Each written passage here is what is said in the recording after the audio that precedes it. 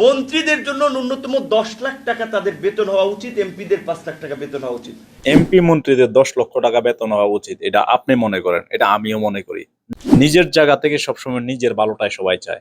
কিন্তু প্রতিমন্ত্রী হয়েছেন, যখন আপনি আন্দোলন করতেন তখন চাইছিলেন কি কোটা আন্দোলনের জন্য।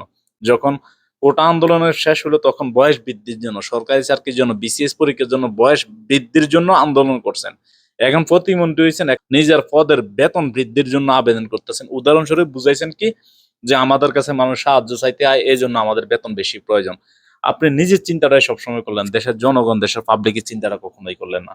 আপনি সর্বপ্রথম যদি নিজের চিন্তা না করে বলতেন যে গার্মেন্টস কর্মীদের বেতন বৃদ্ধির জন্য চেষ্টা করতেন, একজন স্কুলের বেসরকারি একজন স্কুলের টিচারের বেতনের জন্য বলতেন, তারপরে এই যে খেটে খাওয়া মানুষদের বেতনের কথা বলতেন, একটা প্রাইভেট কোম্পানির বেতনের কথা চিন্তা করতেন।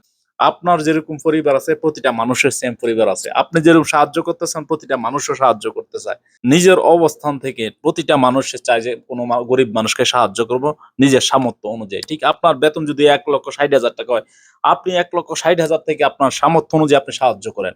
কিন্তু এর মানে এই নয় যে আপনাকে 10 লক্ষ টাকা বেতন দিতে হবে, দিলে আপনি সাহায্য বেশি করতে পারবেন।